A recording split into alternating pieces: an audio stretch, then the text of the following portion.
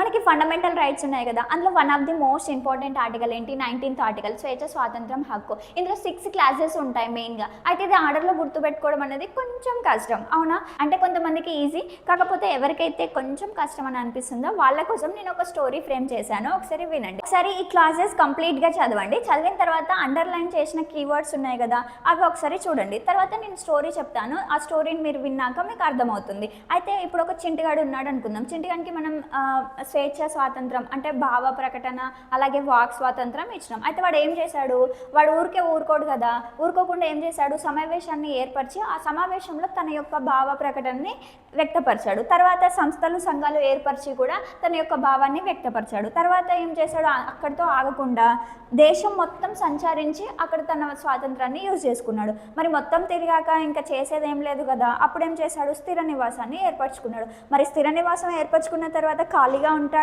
ఉండడు కదా, ఏదో ఒక వృత్తి వ్యాపారాన్ని ఎంచుకోవాలి కాబట్టి తన వృత్తిని సెలెక్ట్ చేసుకున్నాడు. ఇది ఒకసారి క్లాసెస్ చదవండి. చదివిన తర్వాత నేను చెప్పిన స్టోరీ వినండి, మీకు లింక్ అనేది అర్థమవుతుంది. యూజ్ అవుతే యూజ్ చేసుకోండి. Thank you.